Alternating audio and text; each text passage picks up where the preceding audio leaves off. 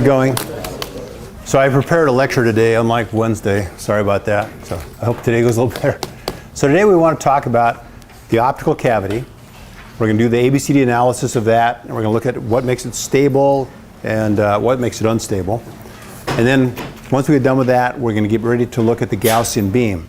Because the cavity, a laser beam doesn't have a bunch of rays in it, it's got a beam in it. So now we want to look at how the beam fits into the cavity. And so we'll use the ABC analysis to tell us what the beam looks like. So that's the goal. So today let's look at a cavity. I'm going to make a generic cavity. So our typical laser cavity has a couple mirrors on it. And this is a very simple one. 2 mirrors separated by some distance. So I've got an R1 and R2. This is not critical, some length. Now, to analyze, I could have any arbitrary cavity I want. It could have 20 mirrors in it. We're not worried about it, just as generalizing it today. But what we want to do is start at some place in the cavity and do a round trip of the ABCD. So this, I go this distance L1, I'd reflect, I'd go L, I'd reflect, I go this distance L2 and come back to where I started. So the first thing is compute the round trip ABCD. And so that's why this is just generic. This could have a zigzag cavity here, and you just go a full round trip, taking into account every mirror, every path, every element, start where you stopped. So make one round trip ABCD, compute them all together. And then with that, we can compute everything we want. So for example, this cavity here, let me start right here. I'll just start here. So I would first go 1, L01. Then I would reflect off that mirror, 1, 0, minus 2 over R2. And then I go back home, 1, L01. And finally I have to reflect off the other mirror, 1, 0, minus 2 over R1, 1. And that will take me on a round trip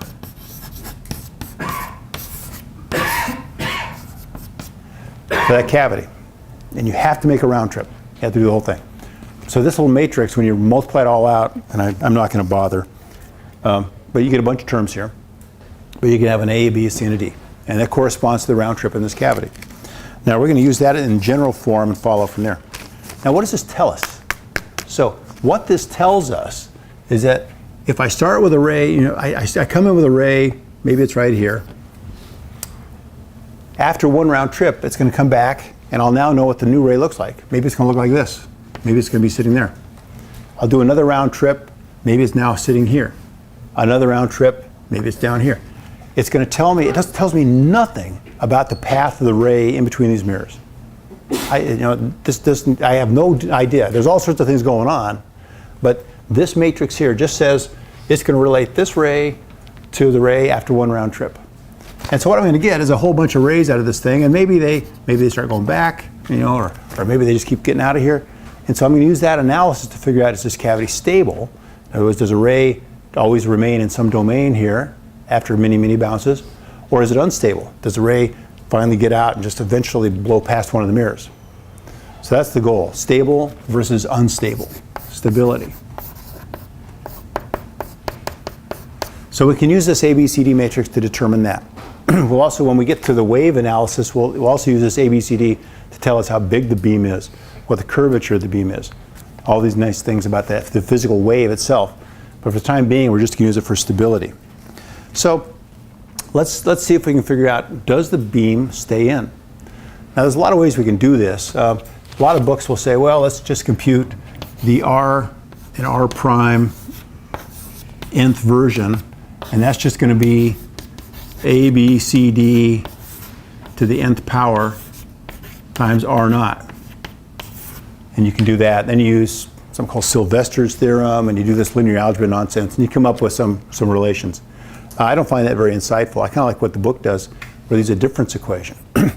And so in this, this matrix tells me how ray 1 relates to ray 2 to 3 and 4. So you can write down a relation. The ray on the S plus 1 bounce is related to A on the ray to the S bounce plus B times R prime. So, whatever it was at S, now I know what S plus 1 is. And similarly, I can compute the slope of the S plus first bounce using the similar matrix. The matrix tells me everything I need to know. Now I'm going to use it. Oops. Thank you. Yeah. This is strange chalk. I'm having trouble with the chalk. What I want to do is develop a difference equation, which is all on position. I want to get the slopes out of it. And so what I'm going to do is, let's rewrite this. I know that R sub S prime is equal to 1 over B times R of S plus 1 minus A R of S. So notice this has no slopes in it. And so I can iterate. I know that R of S plus 1 prime is just 1 over B R of S plus 2 minus A R of S plus 1 and so forth. And now what I'm going to do is take this term. Let's see, what am I going to do here? I'm going to substitute one of these here. I've got, oh man, I always get confused on this. Okay. This is R of S plus 1, and this is R of S plus 1. So these are equal, but RS prime is given here. So I'm going to take this, plug it into that, replace RS prime with that, set this equal to that because they're equal, and that'll get rid of a lot of things. So you just do the algebra. And, sorry. And you end up with an expression of this form. So you get R to the S plus 2 minus A R to the S plus 1 equals B, BC R to the S plus D R to the S minus 1 minus AD R to the S. And now, remember what we talked about with the determinant of AB minus DC, or AD minus BC was equal to 1. And so you see that here. And so this simplifies just simply into, we can modify it a bit. So what we end up, when we get all done with this, is R of S plus 2 minus 2 times A plus D over 2, R of S plus 1, plus R of S equals 0. So this is a kind of a pointless equation. It just tells us how the beam heights vary sequentially. So I read that thing, ray go back and forth for a long time, and I look at the position of the S plus first and S plus second position. They satisfy that equation. Big deal. So now I want to solve it. So how do you solve a difference equation? Well, like everything else, you just take a wild guess. Try a guess, plug it in, see if it works. If it works, you found the solution. And so we're expecting two solutions. One is either it just goes unstable so that the ray just keeps getting bigger and bigger every time. So we might have a solution of the form R of S equals some constant to the S. It just keeps getting bigger. Or we might have a periodic solution. It goes back and forth, back and forth. And then we might have something of the form R of S equals some sort of e to the j theta s. So some sort of complex number.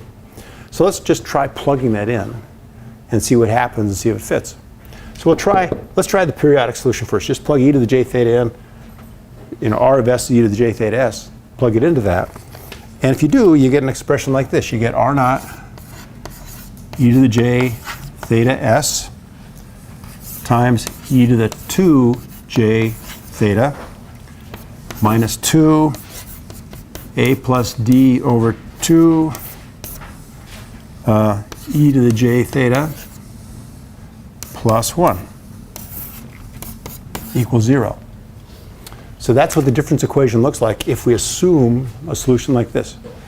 Can we satisfy this? Yeah, we can make this. If I set this term equal to 0, this is just a quadratic equation in e to the j theta, we will find a solution to this thing. And so if I can find, and so what I'm looking for is theta. If I can find a value of theta which makes this work, I'm golden. And of course, this quadratic, geez, good catch. This is a quadratic equation, so the solution is going to be the following. E to the j theta equals a plus d over 2 plus or minus I or j, whichever you like, times 1 minus a plus d over 2 squared to the 1/2. Now remember, who's a Gauss, whoever, you know, this has a equivalence of cosine plus j sine. And so you can say here's equivalent of a cosine and here's a sine. This will be cosine and sine so long as a plus d over 2 has a magnitude less than 1. If it's less than 1, then this will be a cosine. If there's a cosine, then I've got an oscillating wave. I've got a ray which is always stable and bounded. If this is bigger than 1, this will work, but j theta becomes complex. And now I get a ray which is getting bigger and bigger in amplitude as it goes along. And so it's unstable. So this gives us a stability condition. We see that we can write this in terms of, you know, I can, if I look at my general solution here, I actually have two r's. I have two solutions. I have a plus and a minus.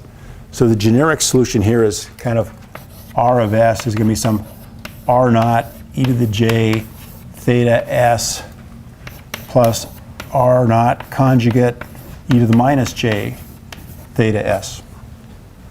But I can write that in other terms as just basically some number, some max, times the sine of s theta plus some phase term. You know, they're the equivalent. And what you see now is you're going to, our solution for the position of the ray as it travels along. So here's s. We're going to find it kind of moves along something like that, if that's our solution. Now this is not the wave.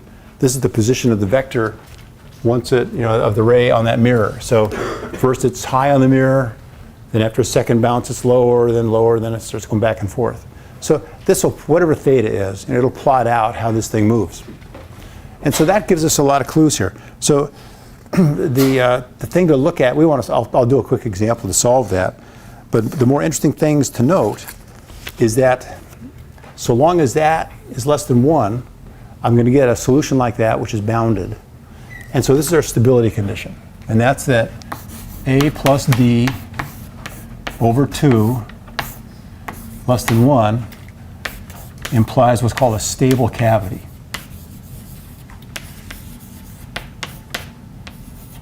So I'm designing a laser. I put my mirrors down. I choose some lengths. The first thing I'll do is do an ABCD analysis, the whole thing, and do my round trip. And then I will immediately look at A and D and add them together. And I'll look at A plus D over 2. And if it's less than 1, I've got a stable cavity. And if I'm looking for a stable cavity, that's the first thing I look for. So if it's not stable, I stop. I go back and try it again. So, and this just depends on the round trip. It doesn't matter where I start. So I could have started my matrix here. I could have done it over here. Depending on where I start in the cavity, I will get different A, B, C's, and D's. But A plus D over 2 will be the same. That'll be a constant for my configuration. So it doesn't matter where I start, but I do a full round trip, and then I test it here, and it's stable or it's not. So that's a very critical point. And it comes out as difference equation solution like this. Let's see. Let's try an example. Here's a simple example I did. I chose a very simple cavity, got a flat mirror and a curved mirror. The curved mirror has a radius of curvature of 200, let's say, centimeters. And I chose the length to be 50 centimeters. So I'd like to trace a ray in this thing. What I'm going to do, here's my optical axis. I'm going to bring a ray in about here and launch it. And I'd like to see how it goes through this cavity and what happens. So we're going to take advantage of this thing here. So the first thing to do is compute an ABCD matrix. So I'll start here. I'll do a round trip. So I'm going to go, first thing I have to do is go 50.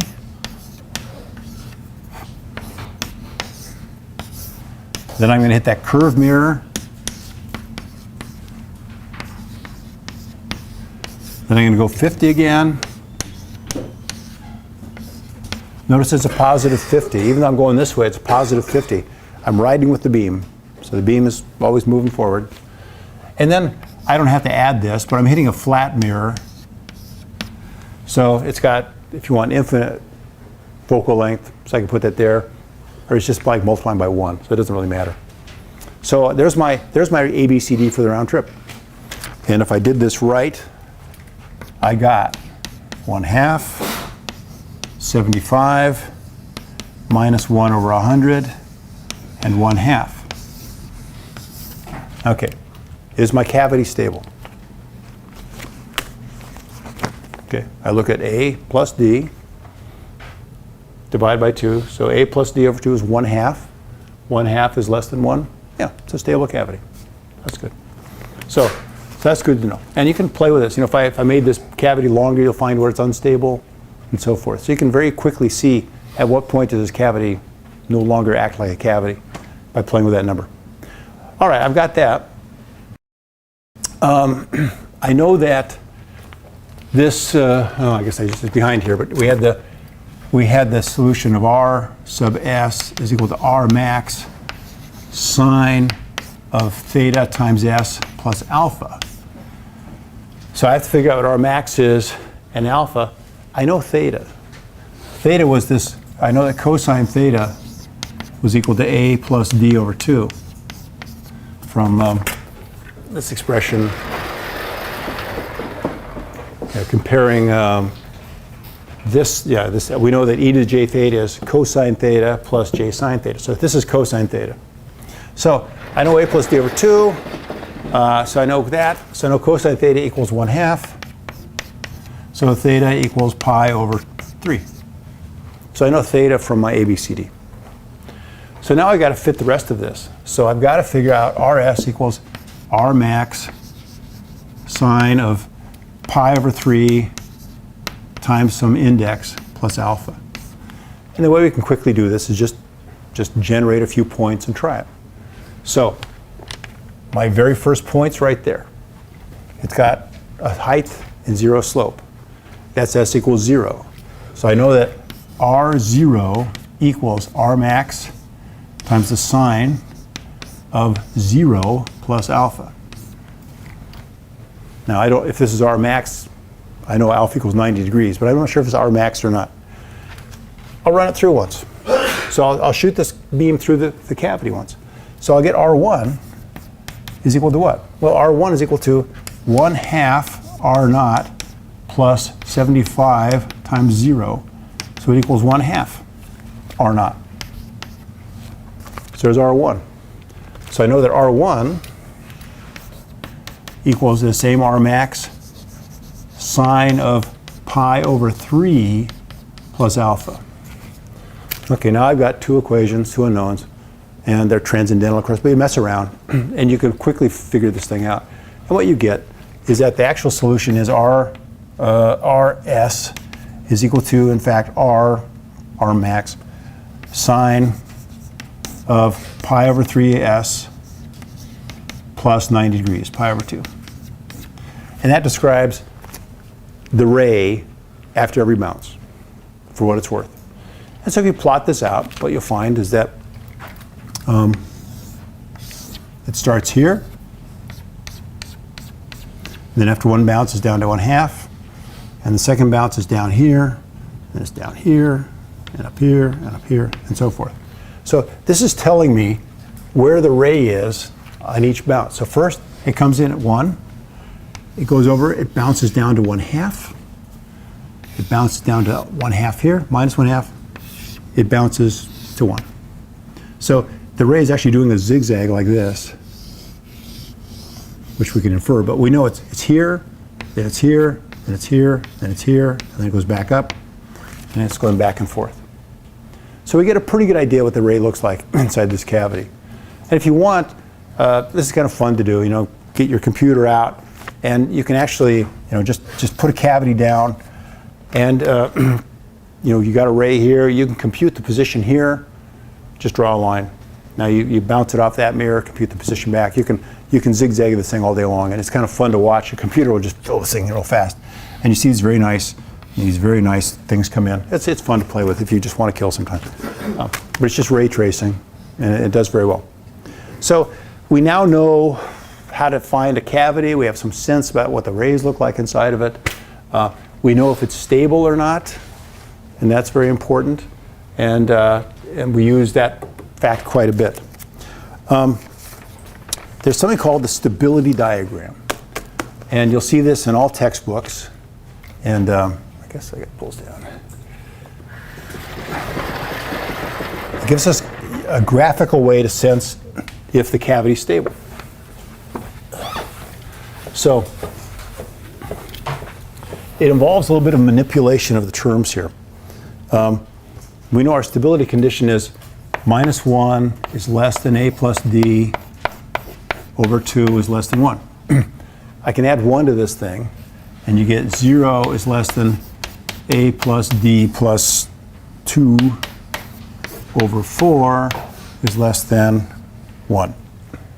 So just moving things around. Now, we can write a plus d in terms of this cavity up here in the following form. We can show that a plus d plus 2 over 4 is equivalent to 1 minus this length over R1 times 1 minus length over R2. And this was all done back when all cavities were 2 mirrors and a tube. They were all just nice two-dimensional mirrors. And so you walk into a room, someone shows you their laser, it's this long, it's got an R1, R2, you plug these numbers in, you got it. And we said this is equal to G1, and this is equal to G2. Then you make a plot of stability. And so it's a product of two numbers here. And that product has to be less than 1. So if this is, I forget, I think this is G2, this is G1. The locus of lines which defines the product being 1 looks like this. It's kind of cruises along. Here's 1, 1. And then same thing here. This is minus 1, 1. So anything inside this region here is stable. And anything out here is unstable. So we have this thing called a stability diagram. And so you look at your tube length and R1, R2, and you come and say, oh, I'm right here. Okay, I'm stable. And it turns out if you compare these things, how does this work? This point here corresponds to a flat mirror. Two mirrors, perfectly flat, exactly pointing at each other. The product is 1. They're marginally stable. That ray, 1 deviation, it's out of there. So it's just marginally stable. As you put some curvature into it, like in here, you've got 2 curved mirrors, and the radii of curvature are past each other. So you're just slowly putting some curvature in. That'll correspond to a cavity in here. This point here corresponds to 2 mirrors whose radii of curvature are short of each other. And then here, this point here corresponds to when the radii, the actual radii, let's see how does this work. Yeah.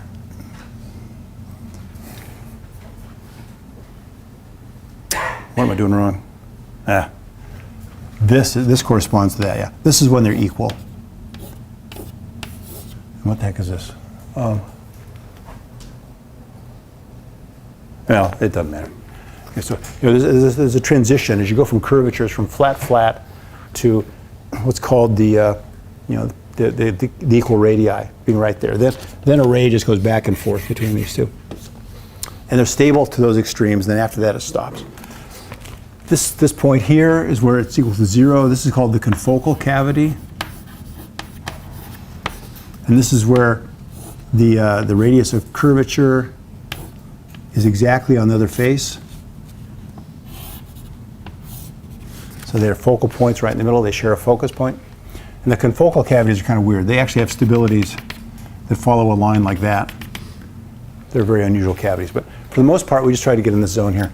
And so you try and put your laser there. And then this is not a whole lot of interest until recently. People make mode lock lenses, mode lock lasers using Kerr lensing.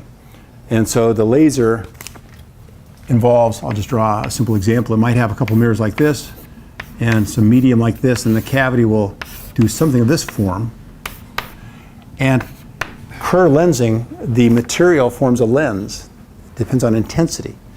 And when you're mode locking a laser, we'll talk about that, you get very short, high intensity pulses. So you actually form a little bit of a lens in the gain medium when it's high intensity. And so for low intensity, it's just a regular laser. When it's high intensity, this becomes a bit of a lens. And that changes the stability in some way. And to make this thing really work, you want to be at a place where that change of focal length really makes it, change dramatically. And so you want to put yourself very close to one of these edges to make it very sensitive. So when you're designing a Kerr lens mode lock laser, you want to go in and figure out, okay, I want to put my stability right there. Okay, then I can work. So there are reasons why you look at this thing. We'll talk about that maybe later. Probably not. It's a little bit subtle. But anyway, this is a stability diagram. You'll see it in every book. It's very famous. What happens now when I have a laser which is not this long tube with two mirrors?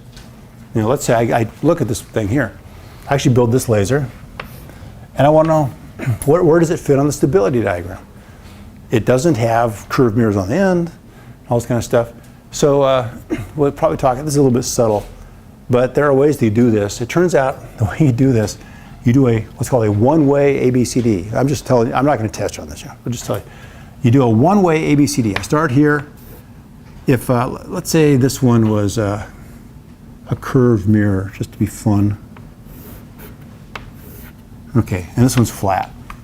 So I start here, I do a one-way ABCD. Instead of a round trip, I just go there, focus, there, focus. I come to here, I replace this mirror with two lenses, which are the equivalent focal length, and I go right to the middle of them. So I convert it to a planar. So I do a one-way ABCD to there. And then from that, so the ABCD, it's got a little 1 on it. That's G1, that's G2.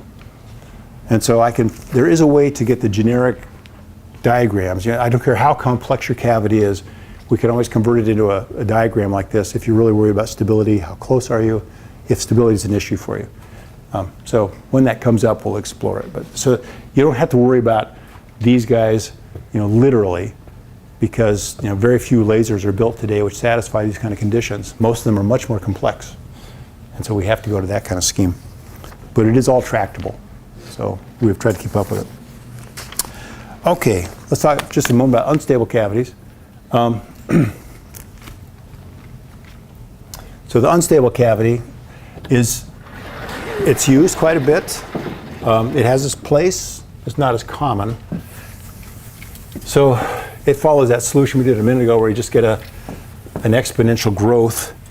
The basic idea in an unstable cavity, I'll draw a very overt unstable cavity, something like this.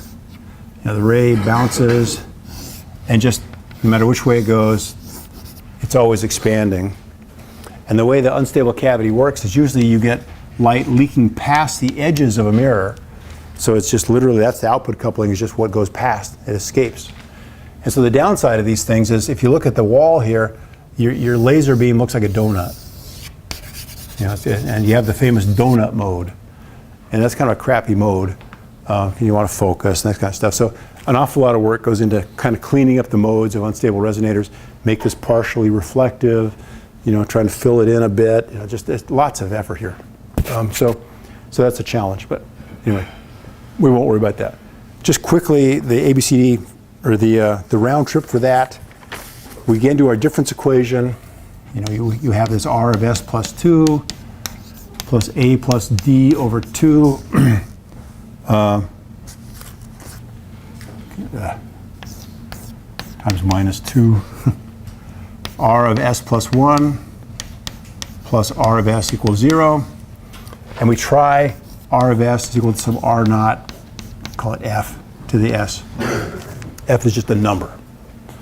You plug that in, and you're going to get a solution of r naught f to the s times f squared minus 2 a plus d over 2 f plus 1 equals 0.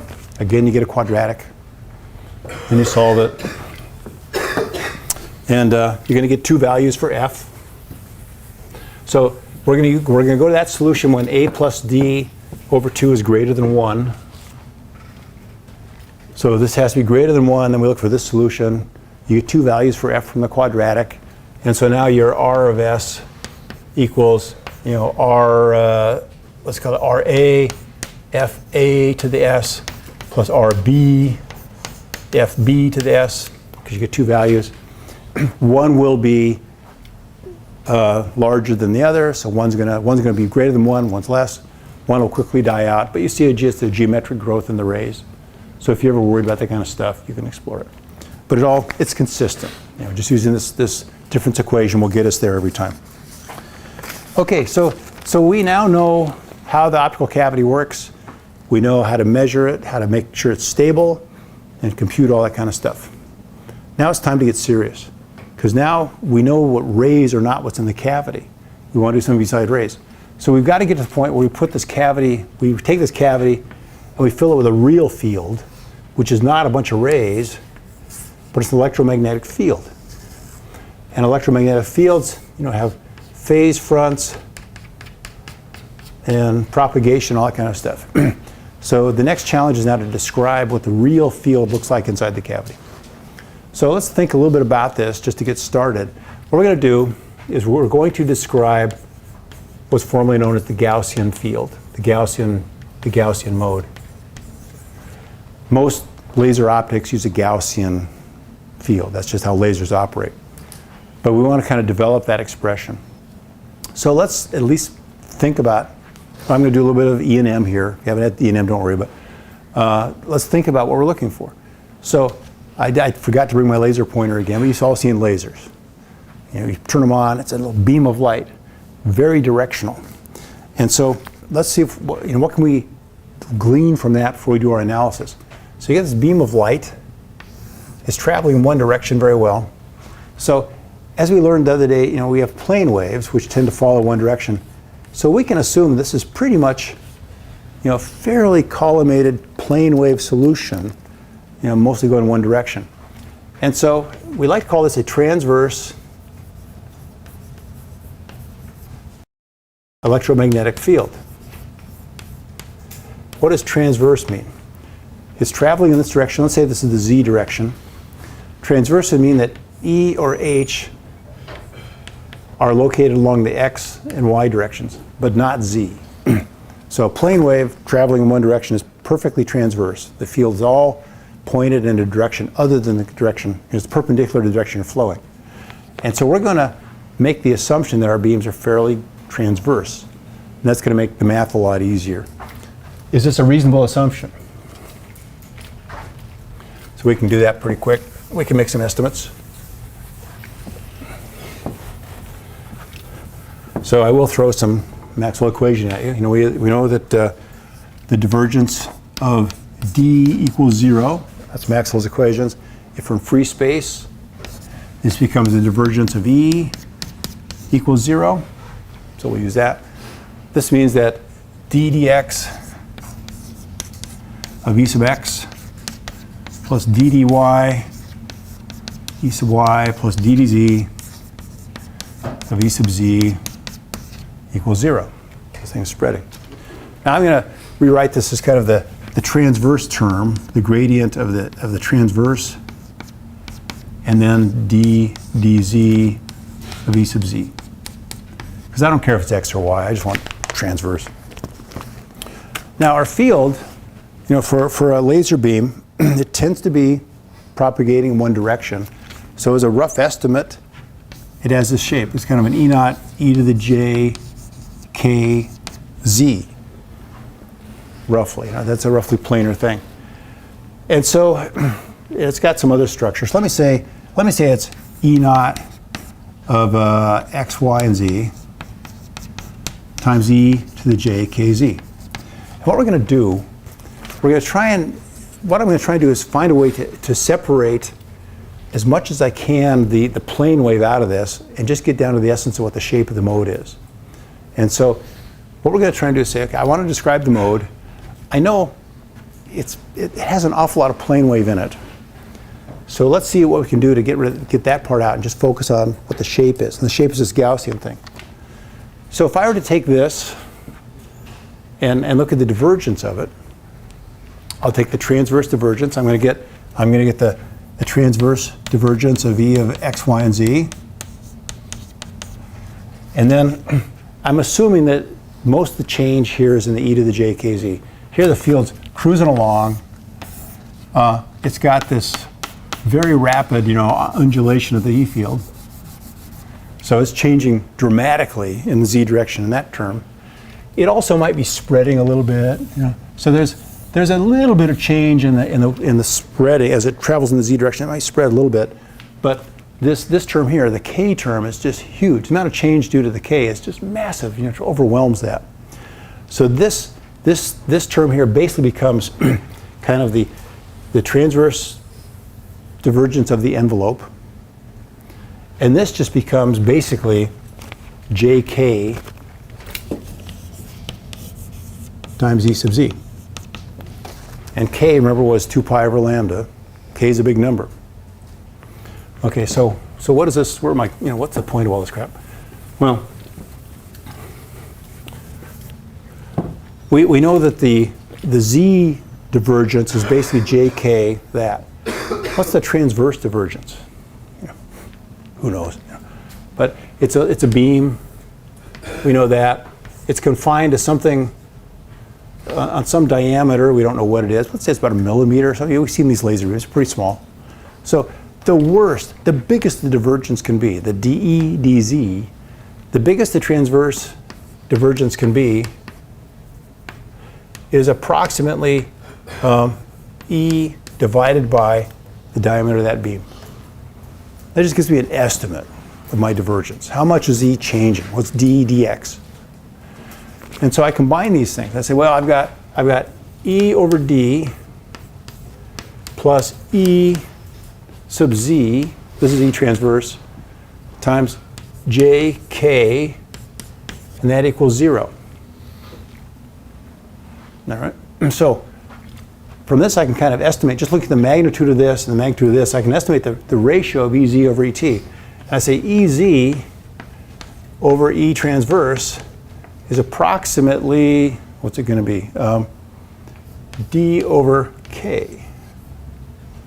And that's going to be the diameter divided by 2 pi over lambda. Did I do something wrong here? I did something wrong here. Let me think. I'm trying to wing it. It's always dangerous. 2 pi over lambda. All right, anyway, this is a big number. K times D. Is it K times D? It's K. Thank you. Something was really wrong here. Yeah. So I've got KD, and K is 2 pi over lambda. This is not working again. Is it D over K?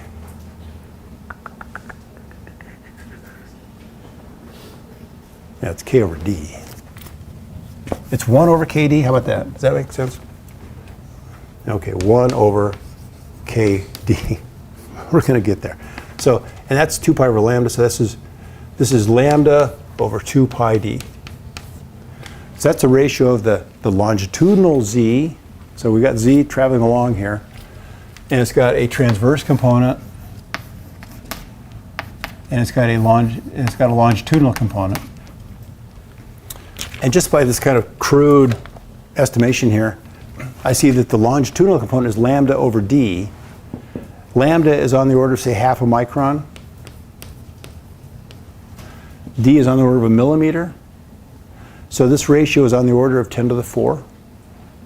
So what that tells you is that the transverse field in just a simple laser beam is about ET is about 10 to the 4 or more of EZ. So is the field transverse? Yeah. It's effectively, most of the field is all in the transverse component. The Z component is trivial. So we basically have a transverse beam now. So there we go. So that's the first step. Now, how are we doing here? Okay.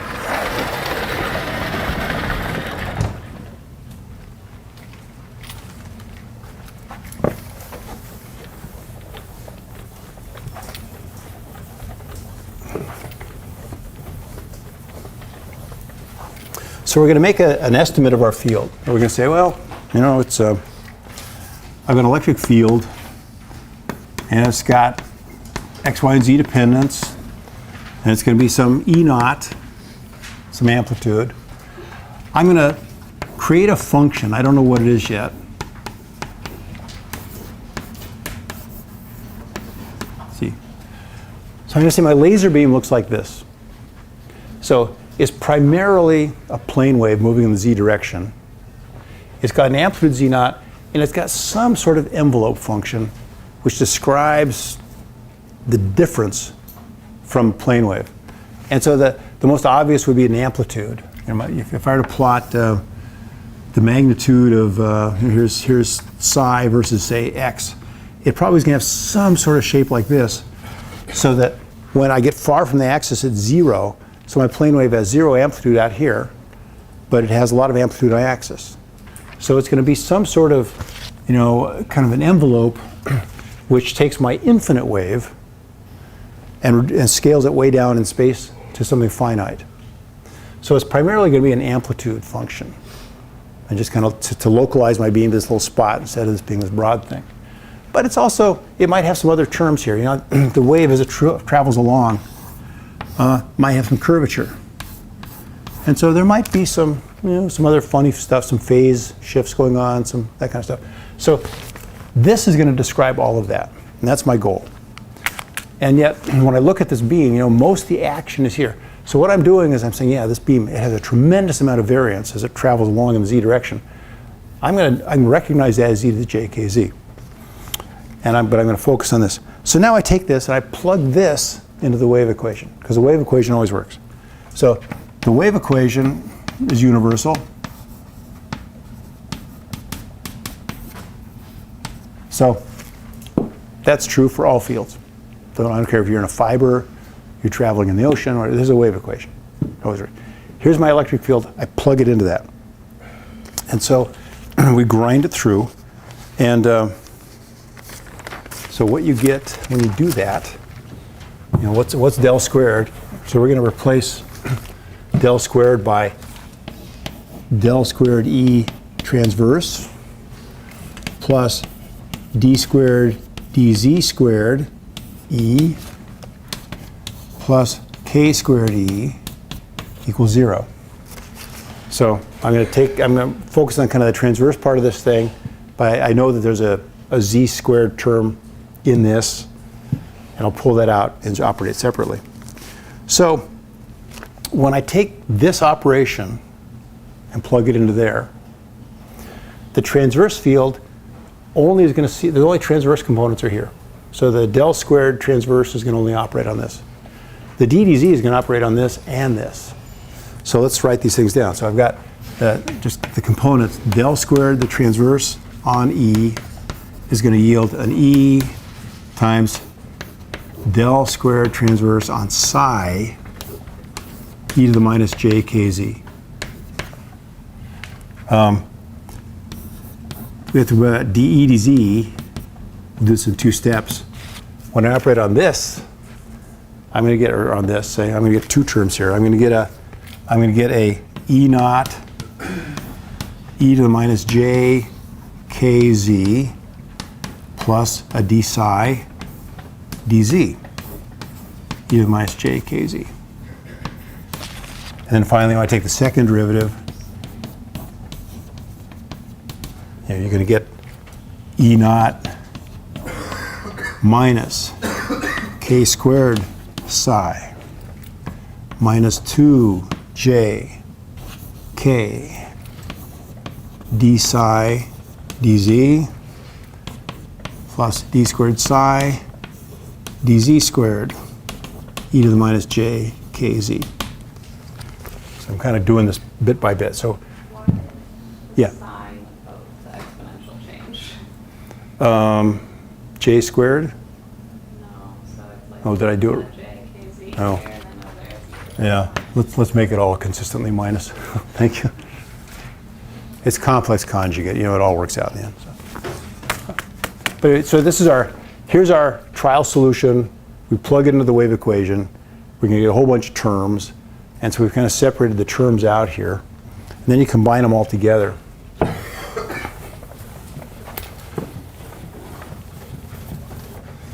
And so what happened? I guess we can try and do this. So I'm going to get, so we get this thing here, E times del squared transverse psi comes through.